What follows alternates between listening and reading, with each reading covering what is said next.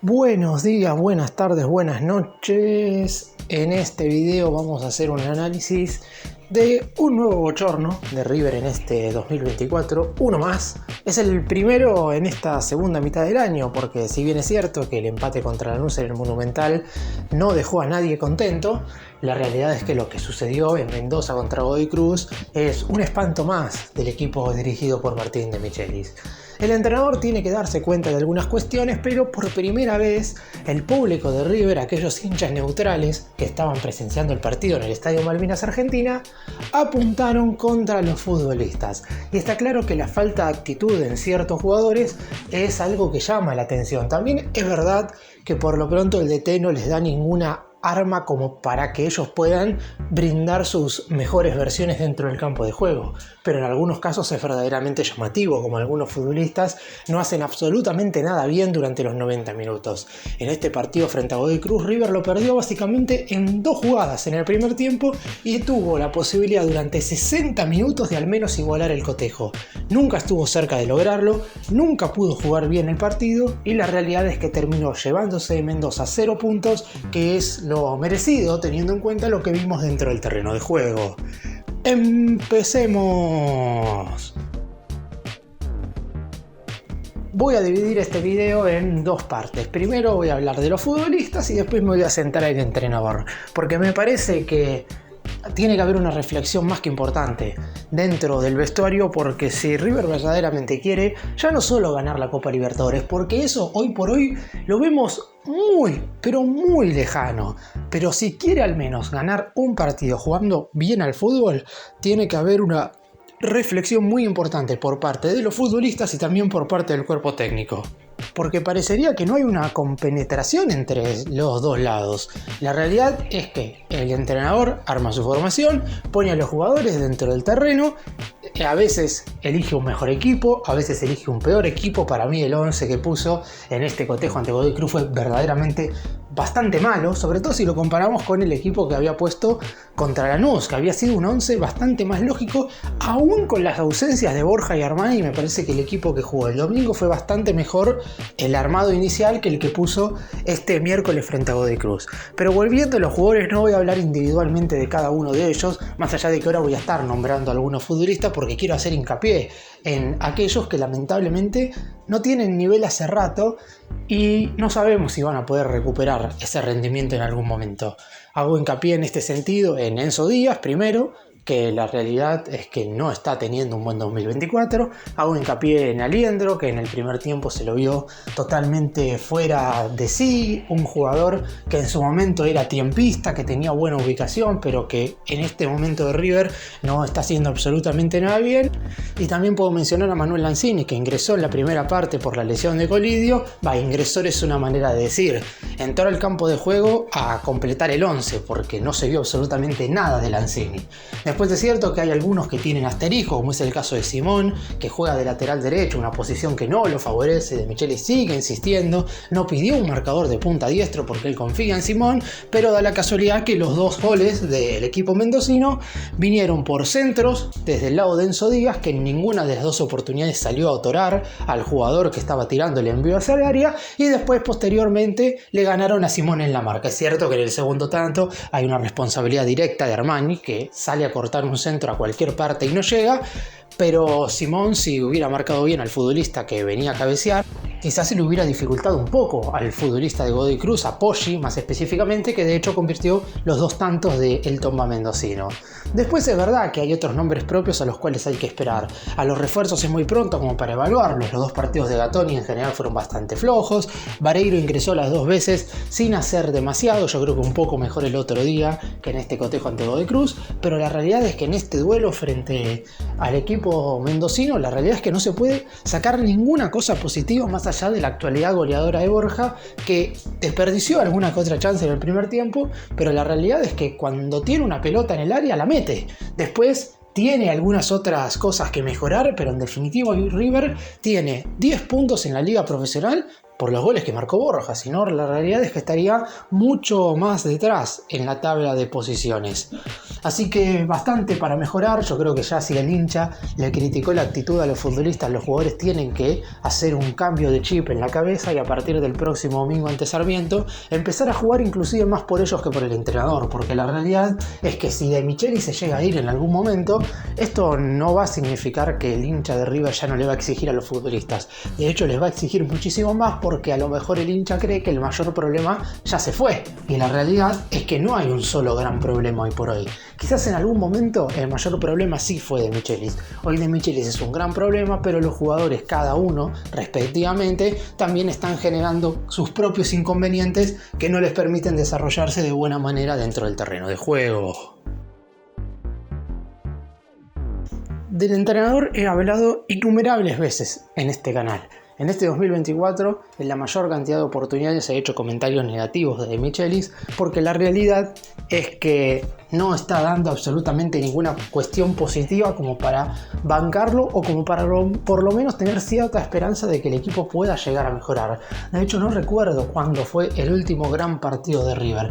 En este 2024 me atrevería a decir que no tuvo ese gran cotejo.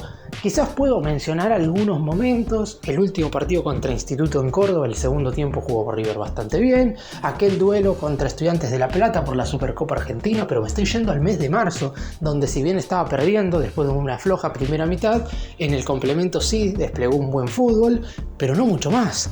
Y hoy, ¿qué tantas variantes más tiene el entrenador como para poder dar vuelta a esto?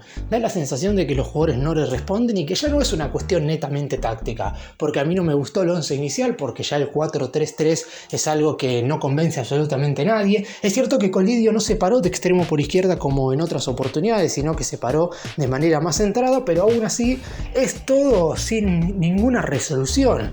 Es decir, es parar a los jugadores en un cierto lugar del campo como para ver si por ellos mismos pueden desnivelar o hacer alguna jugada individual. Poco de la mayoría de los futbolistas, pero el entrenador tampoco logra subirles el nivel, y eso es algo que tiene que hacer el DT. Yo, luego del flojo segundo semestre del 2023 que tuvo River, había manifestado que De Michelis merecía otra oportunidad. Ahora, después del mal primer semestre de este 2024, yo dije absolutamente todo lo contrario, que me parece que en el receso se podría haber elegido a otro cuerpo técnico para encarar las fases finales de la Copa Libertadores. Y si bien es cierto que todos deseamos que a River le vaya bien, y por ende todos queremos que a De Michelis también le vaya bien, porque una cosa va de la mano de la otra, hoy no hay ningún indicio para creer que eso pueda llegar a suceder. El entrenador, no digo que erra absolutamente en todo, pero no termina en ningún momento de plasmar su idea dentro del campo, y está claro que si los jugadores no tienen una idea fija, poco van a saber qué hacer. Después hay arrebatos individuales. De Michelis puede acertar o no con algún cambio, porque eso es algo que puede llegar a pasar. En definitiva, River tampoco es que está jugando contra el Manchester City. Digo, el otro día parecía que iba a perder el partido y lo terminó empatando. En este cotejo ante Godoy Cruz estuvo perdiendo todo el segundo tiempo 2-1, pero con cualquier jugada que el balón cayera en el área rival, y a lo mejor River lo empataba con un cabezazo, y un 2-2 no es lo mismo que perder 2-1, pero debería ser lo mismo por lo menos para la mente del DT, que por cierto suspendió la conferencia de prensa, no habló, no sabemos cuál es su opinión en relación al partido. Seguramente cuando hable después del duelo del domingo ante Sarmiento, manifieste que no habló porque era muy tarde, pero en definitiva me parece que no habló porque si tendría que declarar lo que vio dentro del campo de juego, no podría decir absolutamente ninguna cosa positiva. Es más, me hubiera gustado saber qué es lo que hubiera dicho si River el domingo terminaba perdiendo ante Lanús. Por suerte igual no perdió, porque no es que quería que River perdiera para que De Michelis criticara más a su equipo. Nunca voy a querer eso, porque yo siempre voy a querer que River gane, pero la realidad es que el entrenador no le encuentra la vuelta. Hizo tan solo 3 cambios para este cotejo, y me imagino que después del rendimiento que se vio para lo que será el duelo ante Sarmiento del próximo domingo, se avecinan muchísimas más modificaciones. Y un valor agregado que podría tener el River de Michelis antes de lo pensado es el regreso del Diablito Etcheverry. Si bien es verdad que todavía la selección argentina sub-23, que está disputando el torneo masculino de fútbol de los Juegos Olímpicos de París 2024, no quedó eliminada, porque si gana los 2 partidos de la fase de grupos que le quedan, clasificará a los cuartos de final, la realidad es que ya perdió su primer cotejo. Fue el encuentro polémico contra Marruecos ayer por la mañana, horario de la Argentina, donde el albiceleste cayó por 2-1. Etcheverry fue suplente e ingresó en la segunda parte, realizando un par de movimientos importantes. ¿Y por qué hago hincapié en el Diablito Etcheverry? Porque River hoy por hoy no tiene un solo jugador que encare para adelante. Perdió a Barco, transferido al Spartak de Moscú de Rusia, y lo de Mastantuono es muy a cuentagotas, no porque el pibe tenga que hacerse cargo sí o sí de la pelota, pero en definitiva se necesitan más jugadores de esas características como para que River pueda avanzar. De hecho, hubo un instante en el segundo tiempo del partido contra Godoy Cruz, minuto 37 más específicamente, donde River realizó una cantidad innumerable de pases. ¿Por qué digo esto? Porque tuvo la pelota 117 segundos, casi 2 minutos sin perderla, siempre en el terreno de Godoy Cruz, pero en ningún momento ingresaba al área, no había ninguna gambeta, no había ningún desbarque, no había ningún futbolista que verdaderamente agarrara la pelota y encarara para adelante, no había remate de media distancia, no había absolutamente nada. Y el Diablito Etcheverry, aún siendo por momentos bastante irregular y sabiendo que tiene un problema físico en el sentido de que no aguanta los 90 minutos al nivel de exigencia que pretende River, por lo menos creo que podría llegar a darle eso. Y si bien es cierto que para que Etcheverry vuelva antes, la selección argentina tiene que quedar eliminada, hoy hay que pensar en River, y Etcheverry es un jugador que si está bien va a ser titular de manera indiscutida, porque Lanzini la realidad es que no está bien, porque Nacho Fernández no rinde ni de titular ni de suplente, y porque el único mediocampista ofensivo que queda es Mastantuono, que no deja de tener 16 años. Etcheverry, cierto, no es mucho más grande, tiene 18, pero en definitiva tiene muchos más partidos como titular, y la realidad es que ha jugado bastante más. Puede, creo yo, que llevar el peso del equipo.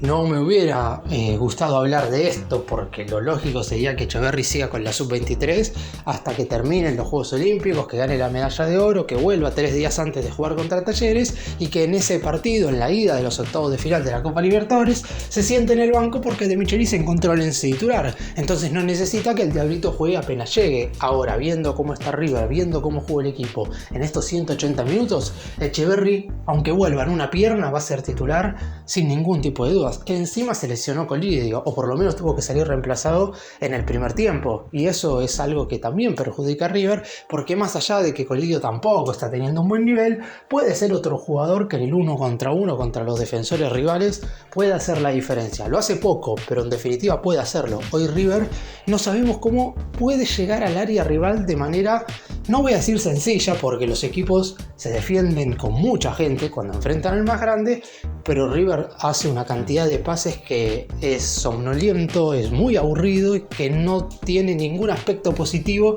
como para generar situaciones de gol. Me parece que con el Diablito Etcheverry River podría solucionar medianamente eso, aunque después está claro, habrá que solucionar muchísimas otras cuestiones si es que se quiere al menos eliminar a Talleres en los octavos de final de la Copa Libertadores. Para cerrar y hacer un resumen, lo vuelvo a decir, River fue un espanto en Mendoza, un equipo sin alma, un conjunto que no tuvo actitud durante los 90 minutos, que se encontró a los 10 con un rebote que en el centro del área le cayó nada más y nada menos que a Borja, y que cuando la pelota le cae al colombiano, generalmente River marca un gol. De esa manera se puso en ventaja. Después, absolutamente, en el primer tiempo las jugadas peligrosas fueron de Godoy Cruz, y en el segundo tiempo hubo alguna que otra jugada peligrosa para el Tomba, pero en general fue una segunda parte donde River movió el balón de lado a lado, pero en ningún momento siguiendo vertical. Y si no sos vertical en el fútbol argentino, no podés generar situaciones de gol, y por ende, si no generás situaciones de gol, no podés marcar goles. Y River necesitaba convertir porque necesitaba al menos empatar el partido. Más allá de que, por lo menos a mi entender, lo que hoy está preocupando a todo el mundo es que el equipo juega verdaderamente muy mal, que actitudinalmente los jugadores no le responden al entrenador, y que con la camiseta de River, más allá de que te guste o no la idea del DT, siempre tenés que dejar todo dentro del campo de juego.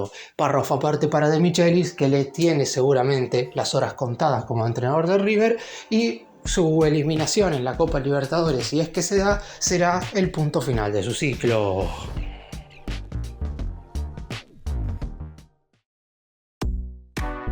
Gracias por mirarnos, suscríbanse, nos vemos en el próximo video.